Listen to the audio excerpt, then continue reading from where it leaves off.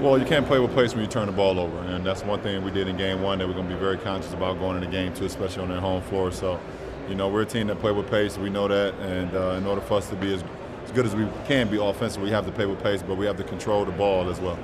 Have you done any simulations inside your mind and approach of getting a good start on game two, or is it something you go with the flow?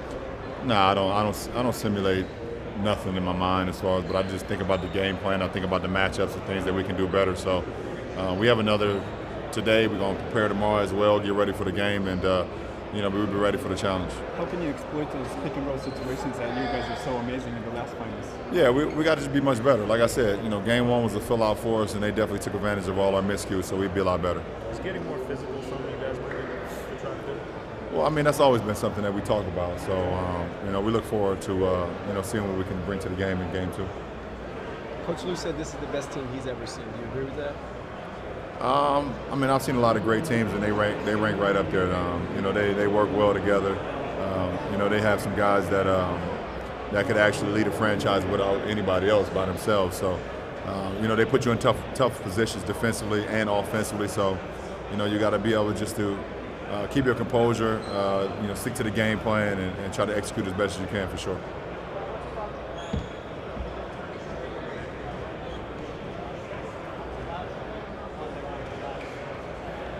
Well, I don't know. I mean, for me, it's I approach every game, you know, the same way, no matter if I'm at home or on the road. But I understand the road is very challenging. You know, especially when you get to this level, you get to the finals, or you get to the Eastern Conference Finals. It's very tough, difficult to win on the road, and you know, I've been fortunate to be able to do that in my career.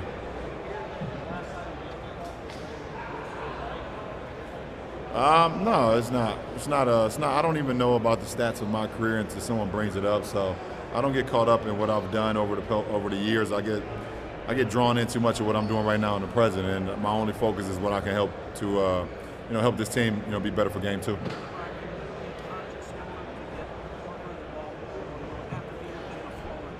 Well, I mean, it's going to be in the flow. I mean, you know, when it's least expected, he's going to knock down some shots. He actually had some great looks, you know, in game one. Two of them in the first half for sure, where he had some wide open ones he just wasn't able to connect. One right before the halftime, he had one at the top of the key, wasn't able to connect. So, you know, we always like to get him involved. He does a great job of spreading the floor for us, and when he's going, you know, the rest of our team has as well.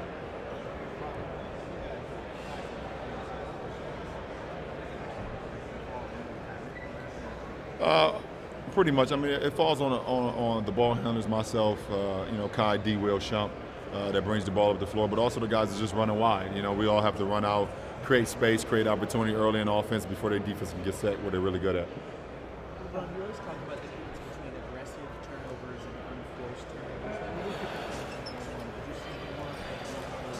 turnovers. We had a lot of unforced turnovers. Some of it was aggression, and you know, I had 2 charges.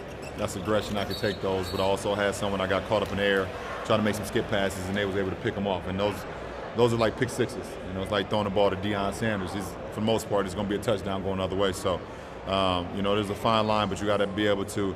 If you have some of those tag turnovers where guys are getting into the lane trying to make a play, that's okay. But once you get caught up in the air, or you're just swinging the ball carelessly and they're picking those off, you can't have those. What can Tristan Thompson do to be more effective on the floor? Just be himself. This is kind of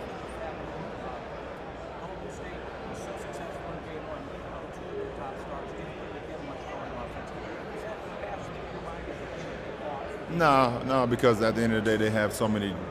It's not about scoring, and I think if you know Draymond, first of all, scoring is the last thing on his mind. He's going to always guard one of the best players on the opposing end.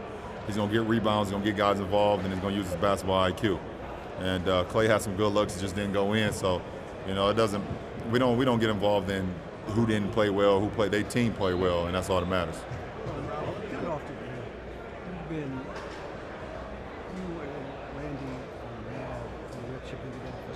Yeah. Their impact over this last 10 years in terms of easing everything else to allow you to concentrate on the things you want to concentrate on. How important has that been for your peace of mind to have them? It's been very important.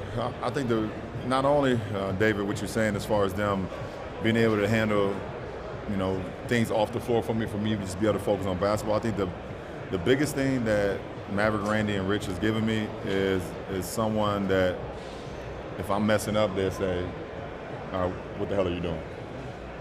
What are you doing? You need to snap back. Whatever you're doing, that's not how we do it. And when you have people around you like that, that's not just along for the ride and just always saying yes and saying you're doing well even though you're not, that shapes you. That shaped me. It shaped me to become who I am today because they stay on me constantly. If it's something that they don't see that's in my right judgment or something that we've worked so hard, then they'll tell me. And when you have that open dialogue and you have that respect for one another as men, it definitely allows me to not only be a better basketball player, but a better man, a better husband, a better friend, things of that nature, so a better dad. So David, like you said, you hit it on the head. They've allowed me to be comfortable, being me. How important is it to have somebody, you don't have to put them through the BS detector? Right. It's real. Yeah, I mean, I think just the years that we've been together for so long, I mean, I've known Maverick since I was 5, I've known Randy since I was 8, and I've known Rick since I was 14, 15. So, and we've been around this whole thing, we've seen it all, we kind of grew up together, and to know that they're not going to sugarcoat anything with me, no matter if I like it or not, it means everything.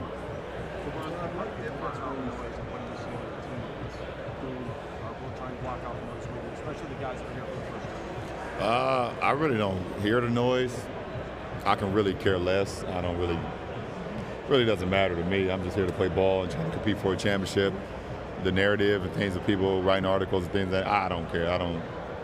That's things that doesn't bother me. So it's hard for me to even tell my teammates, hey, don't listen to it, because I don't even get involved in it. I stopped caring a long time ago, so it doesn't even bother me at all. Most of the guys on the team say that you control the music in the locker room before the game. Has the playlist at all changed now that you're down 0-1? No. It's whatever I'm feeling. Music is a part of my life. LeBron, how rigorous work ethic? A lot of times in the first in practice, after and everything. As you get older, do you think you have to trim that down a little, preserve, or is that just something that you got to continue? Man, that's a great question, man. I don't know, but as my motor and my mental motor is still going, my physical motor is trying to keep up with it, and it's like that's all I know. It's like anybody that wake up and the first thing they do is go get some coffee. They can't leave the house without drinking coffee, or the first thing they do, they read the newspaper, or it's like that's just who I am. The first thing I do when I wake up is go to the gym, no matter if I'm at home or on the road. It's just a part of my DNA. So I don't know if it'll slow down. Obviously, I know I won't be able to play this game, forever, but I do know I'll be able to work out for quite a while. I think it's just a lifestyle for me. Have you spoke to any other greats who've been through this already? Nah, man. Nah, I haven't. Nope. I've traveled this my own path, and not because I wanted to. It's just it wasn't lent to me. What adjustments defensively does your team need to make, and is it simply attitude or is it aggression? Well, I mean, it's not that simple. You need to be more aggressive. You need to have a better attitude. If it was that easy, we all do it, man. It's not that simple, especially when you're going against such a well-oiled trained machine in Golden State. So, we will make adjustments, and they will too. I mean, that's what teams do, and we look forward to seeing what happens tomorrow. All right.